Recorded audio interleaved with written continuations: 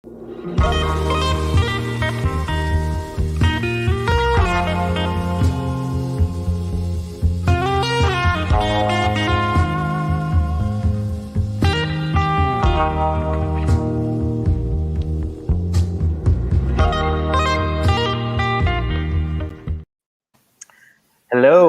I'm joined today by Iris from Komoot. Iris, thank you so much for coming on the pod. How are you doing? Hi, I'm fine. Thanks a lot. Okay.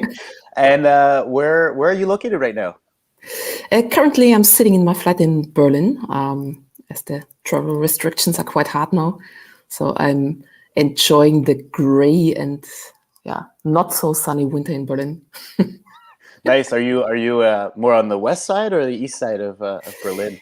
More on the east side, so directly at the river Spree, if you know the name, and Yeah. it's super nice. But yeah, I have to admit I miss the mountains and the snow. Yeah. I think that's perfectly reasonable, especially given your nationality, which brings me to sort of the next question. For people who don't know you, where did you grow up and where are you from? Actually, I grew up in Austria, so there is a little town called Traun. It's not really famous, but it's in the north of Austria. So I'm definitely more the small village type. And normally, I have to say, I really hate cities, but it's super strange. I totally fell in love with Berlin and the people, and it's super cool here. But so I grew up in Traun, and then I was studying in Innsbruck. So I'm a passionate Austrian mountain lover, I would say. Yeah. Yeah, and I know that in our previous conversations, I got to know you a little bit more, but some of that passion came. I think it was instilled a little bit by your father, even though he passed on at an early age. Would you mind talking a bit about your dad? Yeah, that was. I mean, I was pretty blessed with my dad, I would say, because you have to know I have 6 siblings, so we are quite a big crowd of Wermeschers. So my mother is not outdoorsy at all. She hates the outdoors, I would say, but my dad was. He was a super avid mountain lover, and I would say he was definitely ahead of his time back then, because I mean, that's already more than 30 years ago, and he was always doing ski touring stuff, amazing mountain trips. He was climbing a mountain before breakfast. So it was super cool that he took us, I guess every weekend to the mountains and showed us what is nature and how you act in the nature. That was amazing. And he passed away when I was 8. So I guess, that's for sure a bit too early, but otherwise I would have spent like the rest of my childhood and also the early days just in the mountains, I would say. Yeah, and I believe you spoke about it just before, but you started studying it in Innsbruck. I've been to Innsbruck, and it's such a beautiful university town, and it's really right at the heart of the mountains. Is it sort of that time in your life that the outdoors became important to you again, that you started doing more things in the mountains, so to speak? Yeah, for sure. I got pretty lazy at the age of, I don't know, around 11, I would say. I was really a super lazy bastard, for sure.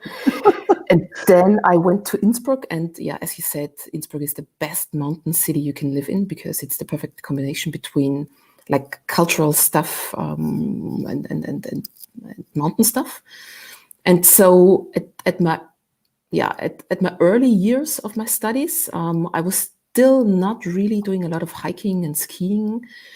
But then I would say, like in the 3rd or maybe 4th year of studying there, I realized, I mean, it's like I jump into the bus and I'm on the skiing slope in 15 minutes. So I started to do skiing again more often. I did more hiking. Then I had a really good friend of mine. He's a mountain guide, and he took me to some ski touring trips where I realized, I really enjoy that, because it's amazing that you just like are out in the nature and explore the nature, and it's super calm, and you don't have any traffic or any. I'm also an alpine skier, but sometimes the alpine skiing crowds are super noisy, and so Yeah. I really love the ski touring mood, I would say. Yeah, I totally get that. Like, I haven't ski toured as much as you, but my thing is canoe camping, and I got into it the same way when somebody sort of showed me the way, and I feel like it's if you go to a lake in Canada with a lot of people, it's not the same experience as if you're transporting a canoe on your back and you're going to a lake where there's nobody, and it's such a nice activity to sort of be led or you brought in by somebody. Was that sort of have you continued since then doing a lot of ski touring? Yes, more or less, yes, I would say. Normally I go to Austria during wintertime at least 3 to 4 times, because normally I also have a lot of business trips. Yeah. I mean, this winter is special, but normally I'm meeting 2 of my best friends there. Okay. I know them from my studies, and the perfect thing is like the one is really a mountain guide, and he knows the best tours to do. And so, for example, 1 year ago, we did a ski touring trip from New Year's Eve until the 1st of January. And that was the best start I had like in the last 10 years. Wow. I think especially the last year was so amazing for me, because it started with that ski touring trip, I would say. Okay. Are these secret locations, or are these are ones that are top secret? Okay. Cool. Just going back sort of to the conversation about Innsbruck, I know you studied sort of a mixture of business and tourism. What made you wanted to study tourism particularly at the time? Why did you decide on that field of study? Mm-hmm. When I was in school, there was already a focus on like the tourism hotel sector, and I had to do one internship for 3 months at the age of 16, 17 around. Okay. And I did that in Carinthia, that's in the south of Austria, at a really famous lake. It's called Wörthersee, Lake Wörthersee. Anyways, I had a really, really good time there, and I was working there for 3 months and really enjoyed it. And what I realized there, that the tourism service or product is a really nice one, because people really enjoy to go on holidays and spend a really nice weekend on the lake or in the mountains or wherever. And so when I was finished with my school, I was thinking, okay, what's the next step? As so many people didn't really know what to do. Mm-hmm. And then I realized, I had a lot of fun with my tourism focus in the school. Maybe there is something I could study there. And my brother back then already studied in Innsbruck. He did medicine, and then a friend of mine, she studied already the same, like international business with a tourism focus. And then I just said, like, yeah, maybe let's try that and move to Innsbruck. It's not the worst thing to do. Especially for me, it was clear that I mean, not traveling the world, for me, it was back then enough, like, to at least go outside of my hometown and get to know Austria and some other cities. And so, so that was the reason. And then I started with my studies, and I realized, okay, of course, some parts of the studies, as always, you don't really like, but most of it was really, really super interesting. And then I also took the focus on tourism during my studies. Yeah, That's really cool. And when you graduated, I think you did a master's as well. If correct me if I'm wrong. And what kind of jobs were you looking at when you were about to finish your master's? it was super interesting, because I always knew I never wanted to work for, I don't know, how should I say, a washing powder company. So I always knew I want to really have a really good brand and a really good product. Mm-hmm. And back in my studies, I had a lot of people who had the idea of working for the Austrian National Tourist Office, because it's the National Tourist Office. They have a strong brand. When you're a student, you think like, oh my God, that's the best thing to do. And you really try hard to achieve that. And so I always had in mind to work for them. Or my second option would have been like to work for the Tyrol Tourism Board. So because they, in my mind, even have the stronger brand, maybe, because Tyrol is everywhere. You might know it from the stickers on the cars. Oh yeah, my mother-in-law, who I'm pretty sure is watching right now. She has one on her car here in Canada, and but to her defense, Tyrol is just a magnificent, beautiful place, and It is. if I was from there, I too would probably put a bumper sticker on my car. So yeah. I also have one, really. Okay. I have to admit it, yes. I did not know that. That's great to know. And so I think you basically, I think you land an internship at the Austrian National Tourist Office to start things off. Was it? I think it was in Copenhagen. Is that right? Exactly. So my plan was I had to finish like my master thesis. I just had to do some correction stuff, and then I said like, yeah, okay, maybe use the time to do an internship and maybe get one foot inside the door of the company. And yeah, that was successful. And they took me as an intern in Copenhagen. And I was extremely lucky because I had the best boss. So Bo, if you hear that, I really love you.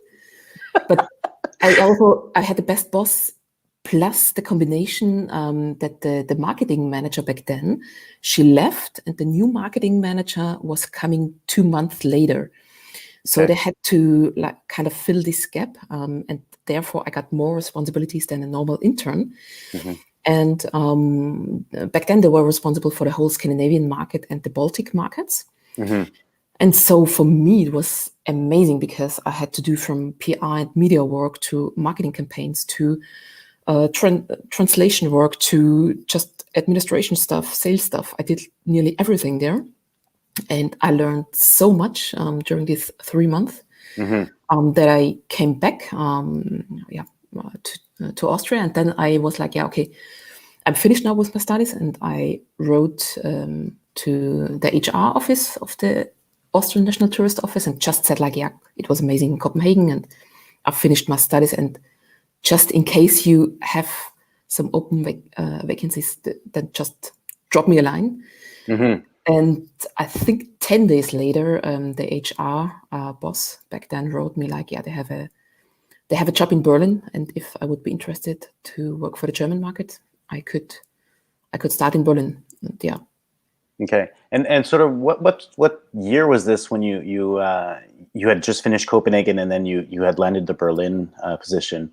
That was 2007. 2007, and so by then, were you already for the ANTO? Were you already doing social media marketing? Was it going beyond the normal channels of creating media and distributing it through the regular channels? The travel guides and etc.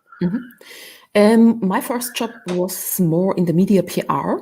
Okay. So I started, end of 2007. And the first 2 years, I mainly worked for the southern German market. So I also switched then for 2 years and went to Munich. And there I worked with a colleague together, in the PR segment. And what does it mean? We mainly were in contact on a daily basis with the most important journalists from Bavaria or Baden-Württemberg.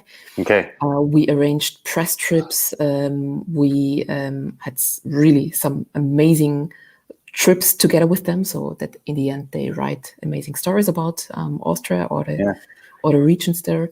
I did a lot of research and therefore also had a lot of contact to the different destinations in Austria. So my main focus the first 2 years were just media and PR, with some minor exceptions, but yeah.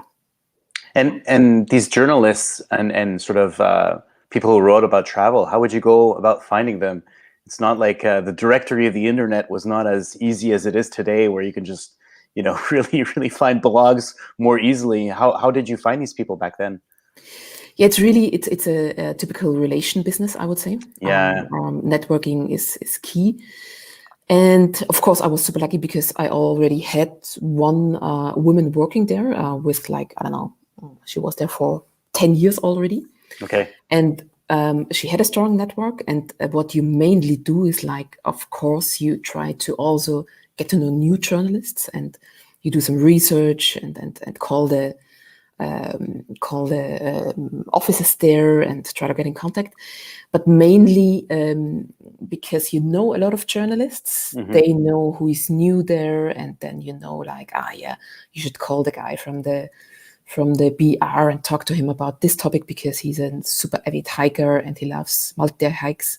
And then you just write him an email and drop a line that multi-day hikes in Tyrol are the best. Yes. And also like I don't know if it's also in Canada, but for example, in the south of Germany, you have the Wiesn once a year. And that's like maybe one of the most important networking events. So you go there with all your B2B contacts, and then you just drink a lot of beer in these really, really big glasses called Maß. And that's how you that's how you make business in Bavaria often. Great. So the skills you learned at the ANTO is also how to consume beer and create business contacts. That's awesome. Yeah, for sure. That's very cool. I'm gonna take a little break and share you. So again, my partner is half Austrian, and she was a member of the Austrian Ski Club of Montreal. It's called ASCOM, and they had a little poster at their chalet in the Eastern Townships, and it kind of looks like this. And yes. I think it really summarizes a bit the general mood and just yeah, how happy people are. Like I'm looking at this right now, and there's like different drinks. Everybody's having a grand old time. Yeah, was some of these trips sort of that kind of was the mood? You were in the mountains and it's just like the fresh air, skiing and or even just hiking. I think Innsbruck is it's the mountains no matter what the season, right? It doesn't matter. It's even if you're not a skier, you're in the mountains. Yeah, and also like you said, like you're looking at the picture and you really feel the mood that people are in. And it's back then with the media work. What we did is exactly that. So we invited journalists that they experience this mood really, and they are super excited about it, and they don't have a chance. They just have to write about it because they can't wait to tell their readers. And I think that business didn't really change the last couple of years, I would say. I mean, also years ago, we already said like, okay, maybe group trips for the press. It's maybe, okay, the times are over. Maybe we should search for other strategies. And right now, I mean, group trips for media, they decline, but still there are some, and you focus more on telling the stories to just maybe one journalist, and the second one gets another story. So you make like smaller group trips or just individual journalist trips. Yeah. But the thing is like to transport this message, that didn't change in my mind. It's invite the people to come to your country, and then they will. It's so memorable and so unique, right? And then obviously the words come out afterwards, but it can't even transpose what really they felt. And even this picture, it's just a picture, but I feel this like, this joyness of froh or whatever. And it's quite cool. So you spent, I think, 7 years at the Austrian National Tourist Office? Yeah. Exactly. Yeah. Okay, cool. And then, and so now what year are we now when you start looking at you start doing a change of scenery? Yeah, I was working there for 7 years, and back later I had some different positions there. So I was, as I was in contact a lot with the tourism destinations and the partners there, I switched like to more the key accounting side, and also did some controlling. That was just like I earned that part from my ex-boss. So I had different positions, and I was super lucky. And I thought like, yeah, okay, I could stay there forever because it's a really cool company. Mm-hmm. And you also have a lot of amazing international opportunities. Mm-hmm. But on the other hand, as I said, it was my first job after the studies. So I realized, okay, yeah, it's an amazing company, but I still want to see more or experience more. Mm-hmm. So I was like, yeah, okay, let's take a cut here. And then I did something completely different. That was in the, I quitted my job in the end of 2014.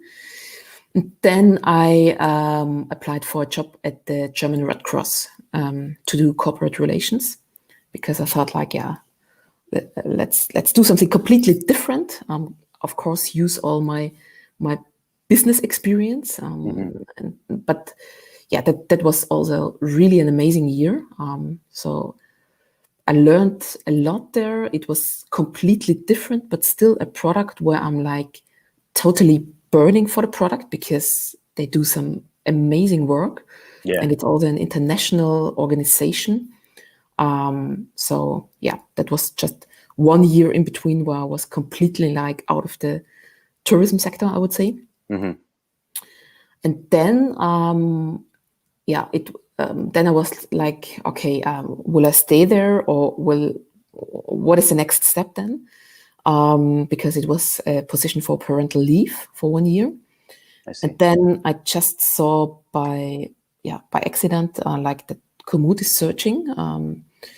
And I knew the product already before. Mm-hmm. So I was cycling through, like from Berlin to, it wasn't Wannsee, but some lake in the west of Berlin.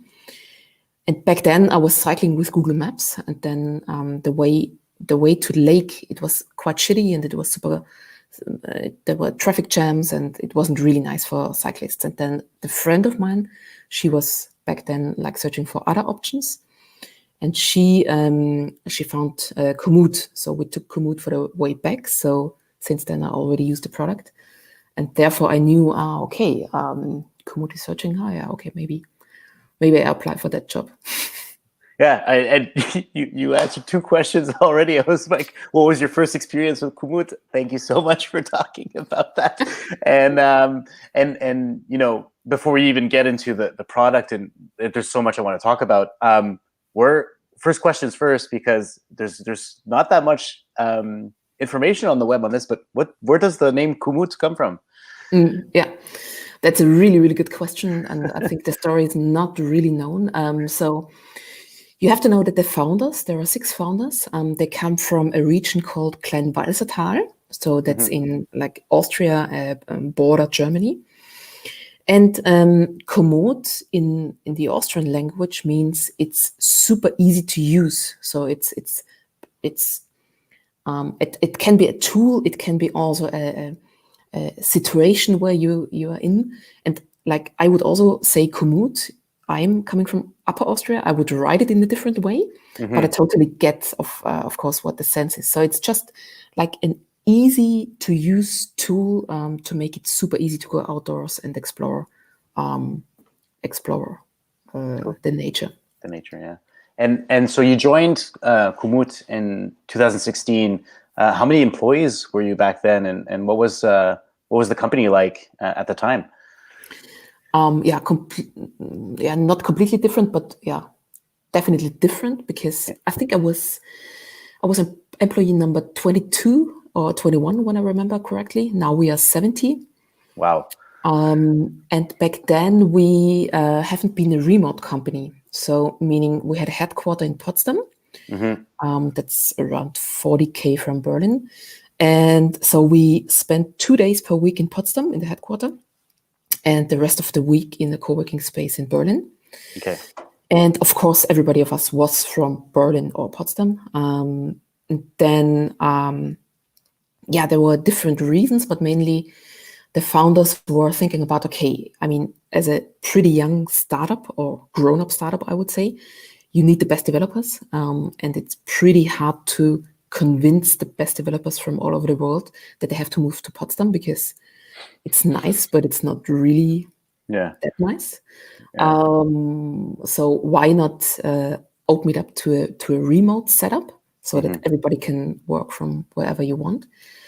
And also, like this, the second reason, I guess, was that especially if you then have the best people working for your product or your company, and for example, the family situation changes, that whatever your husband have to move to another country, or you want to move back because you have old parents or whatever.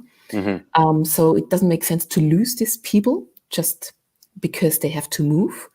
And that was also another reason why they decided beginning of 2017. So it was in early January, I guess, that we switched to a complete remote setup. Hmm. And that means that we are now working from, I think, 23 countries spread all over Europe. Wow. And really from like people working in the city like Berlin, like me, but also like people working like completely in the rural areas, or we have a quite new colleague working in Norway, and I always look at his tours and I'm really, really, it looks so amazing. You want to go work there? Yeah, I have to visit him soon, I guess.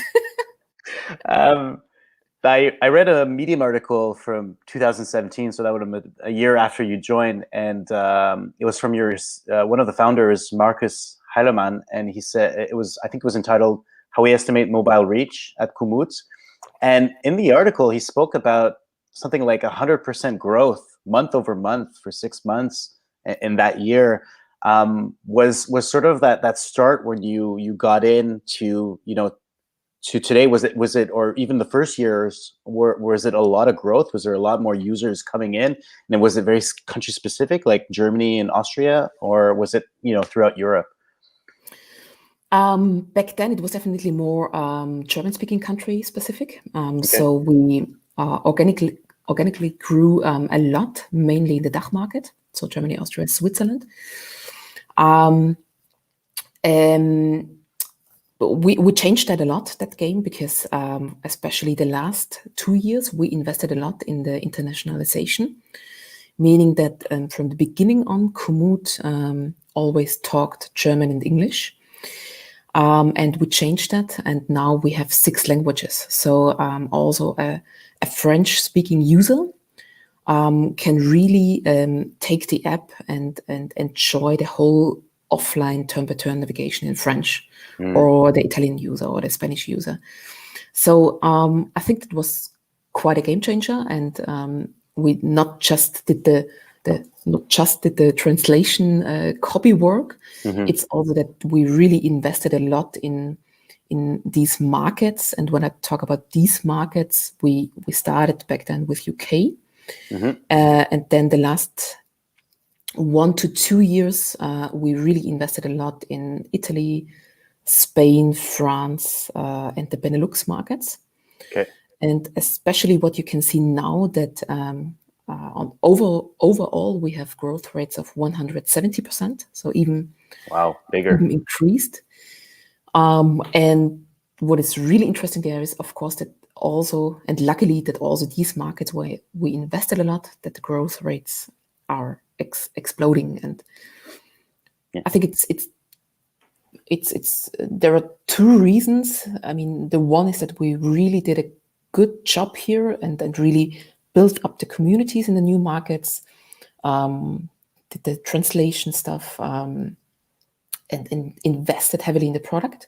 Mm-hmm. And I think we got definitely a boost, especially the last 12 months with the COVID situation, because then everybody was like searching for ways to go out and do that really in an easy way. So that was like boosting us again and again. Yeah. Yeah, and it comes into one of my questions, because what I love the most about the app is it has like 3 different functionalities, and I think it works so well in all 3 of them. The first one is really plan and sort of do, you want to go from point A to point B, and plan that route. Then there's the second part, which is navigate, and it has a integrated GPS, and you can really navigate in real time. And then the third part is that social media aspect, where the best routes that are personalized for you, for your taste. If you're going for speed, if you're going for scenic views, if you're going for more, cheese stops, whatever, whatever's the best thing for you. There's all this content. Was there of those three parts? Was there one that took longer to implement? That was more, there's more headaches, so to speak, or did it all work out really, really well in the same time frame?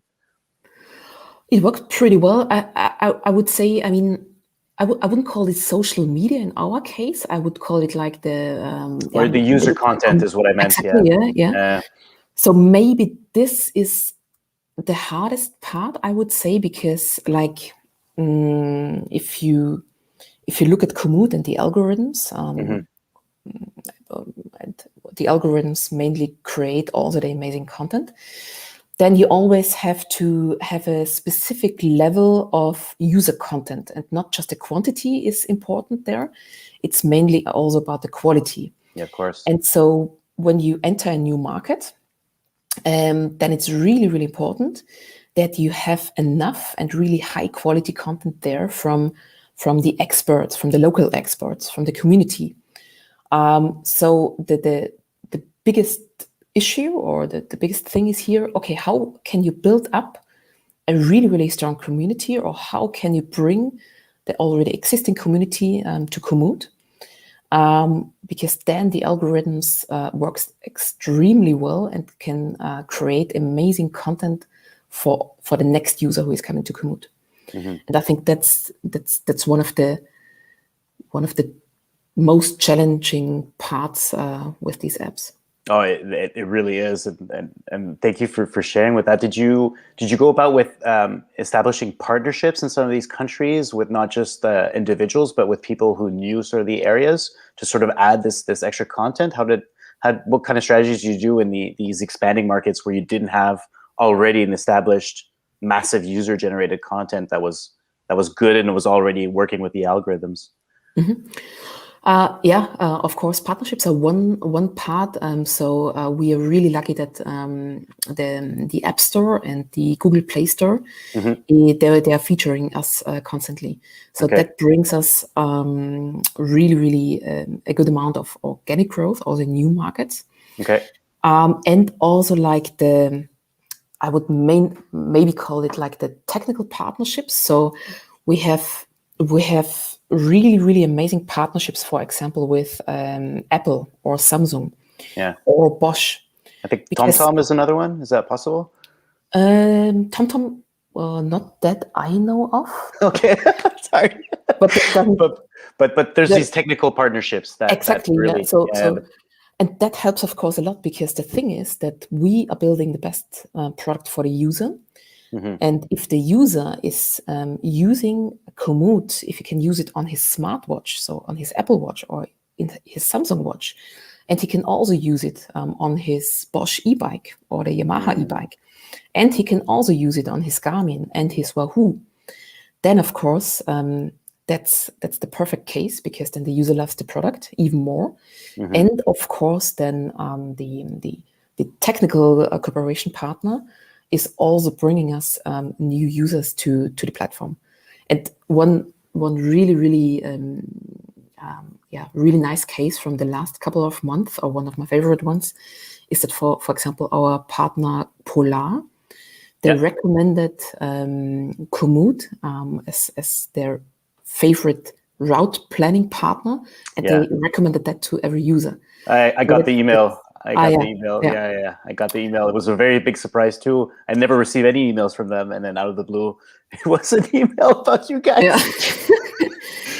That's of course that's the best thing what can happen also for us, because they know. I mean, they mainly know that we have the best technical solution.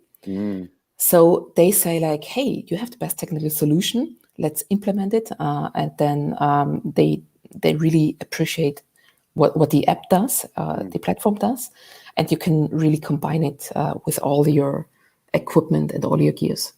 Yeah, that's such a great vote of confidence. That's awesome. I mean, I was really ecstatic for you when I saw that, and I think I communicated it to you at the time. I have another, more difficult question, I suppose, but part of the problem of creating apps, especially in the travel industry, is monetization. Komoot kind of took a freemium and then a paid model. Was there any doubts when you guys first started with that, and that it might not be feasible until you arrived at that point and be like, okay, now we are good now. It's going to be okay. Mm-hmm. I think the key to this success, I mean, that of course started earlier than I was coming, but what the founders really did in a brilliant way is that they always had a super clear strategy and a really super clear focus. And the focus was also always really user-centric, meaning that they always said, like, they focus on the B2C market. They want to build the best product for the user, no matter what, because they really believed that if the users are loving the product, then we can definitely grow like hell. And then at the later stage, we become attractive, for example, for B2B partners. That's the part what I'm doing. And this strategy worked out perfectly. And I think with the freemium model, what they also did, like, they not just built up the product in a way that the content is super easily consumable. It was also super easy, like, to purchase different products. So you purchase offline maps at Komoot, and it's a one-time payment. And like, it's super easy if you say, like, hey, I'm just using offline maps in my small region, then you buy the offline maps for €3.90, and then you're fine forever. On the other hand, if you travel a lot and if you use Komoot like on holidays or like in different travels. countries, Yeah, exactly, yeah, then most of them like buy the world package for $30, and that's also a one-time payment. So it's really like the entrance burden is super low, I guess. And then because the product is so nice and the users love it, they easily buy the offline maps then. And 1.5 years ago, we built a completely new product. That's the subscription model with the premium product. And what we did there was also pretty smart, I guess. So we invested definitely 2 years in developing 6 completely new features. Wow! So we didn't cut off old features and said, like, now you have to pay for it on a yearly basis. Yeah. We really invested a lot of time and built up 6 new features for those Komoot users who really want to go further. And then they can buy this new premium product for €60 a year. And this perfectly worked out pretty well. And what we also do is, like, we invest like always in the whole product, and we develop like more features or improvements for the normal, like the overall Komoot product, but also like currently for the premium product. Right. And that's really cool, because also the people who purchase just the maps from, that one-time purchase, they still get access to the user content that's all still updated with algorithms for them specifically. So it's not like it's you bought the map and that's it. It's still being improved even after that one-time buy. That's a really cool it's a really cool feature. Going a bit more into the discussion of the future, I feel like the story of success of Komoot is also the growing popularity of bicycle touring, especially in Europe. Do you think this type of tourism is can be exported outside of Europe easily? Like, the Americas, the bicycle touring here in Quebec is very popular, but I feel like outside of our province, it's not as big of a thing. Do you feel like that can be exported one day? Yeah, for sure. That's definitely also, so if you look at our roadmap for especially this year or the upcoming 2 years, that sounds like you maybe took a look in our roadmap or strategy map. So I didn't. No, but it is a big topic, and I would say definitely not just within Europe. Mm-hmm. So what's on our focus for this year is definitely again like to invest heavily in the product, Mm-hmm. and to invest heavily also here in the bikepacking community, because also what we see, especially since last year, that these easy plannable outdoor adventures and day packing trips, Mm-hmm. they get like super prominent, Mm. and this is a trend which got definitely even more important during Corona. And I would also like say for the tourism destinations, they should be aware that this is a huge trend. In my mind, I think some of them even didn't really realize that this bike packing and gravel is a huge trend they could exploit with really having some easy but really cool products Mm-hmm. they sell to potential guests. But this is definitely one of our focuses, and also not just like grow within the known markets we are currently, Yeah. because there are so many more markets we could like conquer. So Conquer. there is Yeah. there's a lot of stuff to do. Yeah. Yeah, that's really cool. And going to that, I know that last year was you had an explosion of popularity and downloads. I think I remember seeing on LinkedIn, your CEO, that the app was now more downloaded than TikTok in Germany, and these other big names. Is 2021 you guys expect a big year for Komoot as well? Yeah, for sure. Yeah. I would say definitely yes. I mean, we saw it last year, and I would say also without Corona, we would have grown like hell. But like with I don't know if you can call it Corona boost, but even with the Corona boost, it will be even bigger. Mm-hmm. And what we currently can see is now that like people are even more, they want to go outside, they want to enjoy natures, they want to search for the next adventures.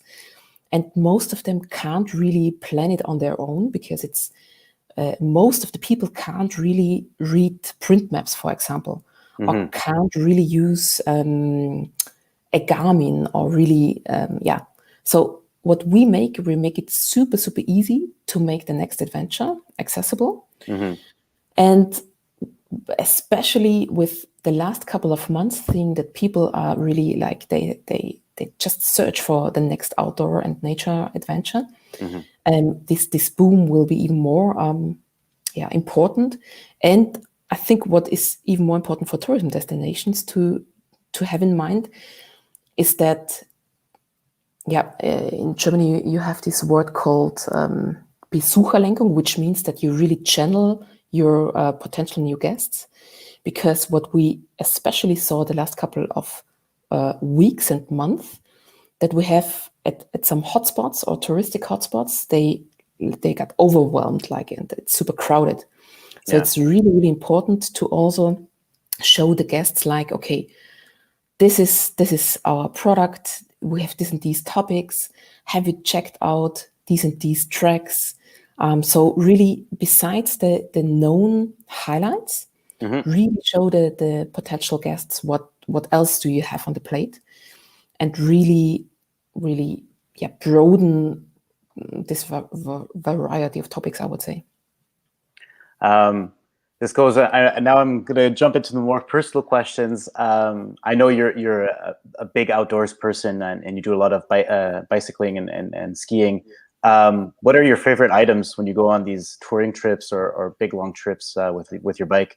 Do you have anything that you could share? Yes, so I especially love my gravel bike. I bought it, I don't know, 4 years ago, I think now, Okay. and that's the best. So for everybody who is into road cycling but also enjoys like going into the woods from time to Yep. time, and you can mix that, I would always highly recommend to buy a gravel bicycle. Okay. I was pretty lucky. I got it off like 40% off, and I love to ride in the woods, and then sometimes also do some asphalt stuff. So it's amazing. So Nice.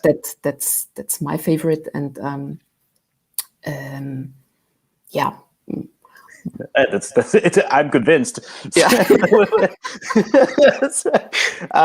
You know, some of the on the question of like when you started versus today, you know, there's so much growth in the tech sector.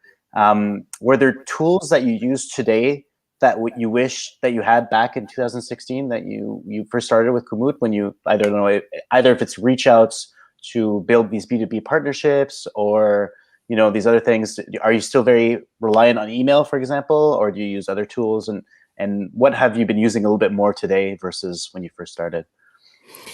From the tools perspective, what directly pops up in my mind is like that, especially also our feed, the inspiration feed on Komoot, it changed a lot. So you might not know the feed from back then, but it was more like it was quite flexible, but it was more or less also a quite static feed. And for example, with my B2B partnerships back then, we had to do quite a lot of manual work to really like target the correct users and to at the right time. And now, I mean, we invested so heavily in the product to make it even better for the users. But it also got even better for the B2B partners, because now the feed logic is so smart and even gets smarter and smarter each month, that I don't have to do any manual stuff when I say like, I have a campaign for whatever this period of time. I just put it in the back end, and the algorithm is more or less doing everything on its own. Wow. And that's pretty magic, especially for me, because I mean, I'm a business marketing person and I'm definitely not a developer. So for me, this stuff is super, super cool and always pretty magic. And I'm definitely looking forward to even more, because I mean, as I said, we invest in the product like, we invest there a lot. And I'm super excited, how will the feed look like in 4 years? Because I'm pretty sure it will not stay like this for the upcoming 4 years. So this discovery tool is actually really, really good for the user now. That's really cool. It's very interesting. It's also like talking about Gravel before. What I especially like about the feed is like now,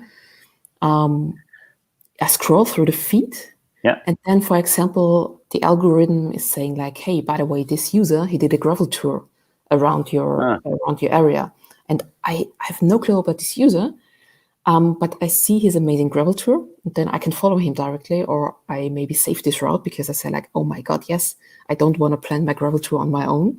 I just copy paste it from this user because it looks amazing. And this is like stuff where I'm also, from a private perspective, I'm always freaking out, because that's definitely my recommendation.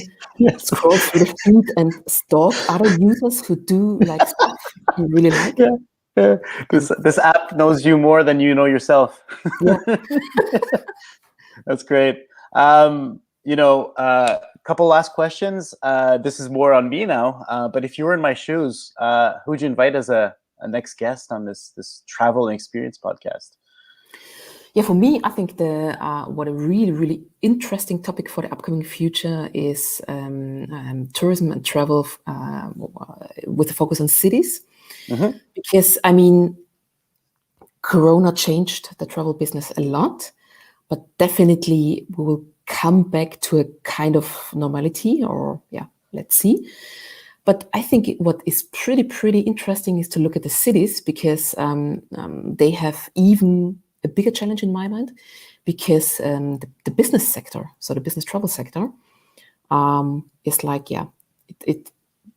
it's devastated, I would say, nearly. So I think I was talking to a lot of cities in the last couple of months, and some of them are pretty smart and are already thinking about, okay, what could be a next potential product or strategy to really compensate for this loss. I think some are still in the like, oh my god, we have to wait and let's see phase. But I think that's a really, really interesting topic to look at, how it will evolve and how new products will arise. All right, I got some work to do. I'll investigate. Thank you for the suggestion. The final question: if people want to get in touch with you to talk about B2B partnerships at Komoot, what's the best way to get in touch with you? Yeah, we have partner@komoot.de, Okay. and that's the easiest way because then directly pops up in the inbox. Okay. Iris, vielen Dank. That it was so great to have you. I'm so happy you agreed to come. I really wanted to hear you and hear about the Komoot journey, and I'm so thrilled that you came in and had a chat with us. Thank you so much for coming. Thanks for having me here. All right, take care. Bye.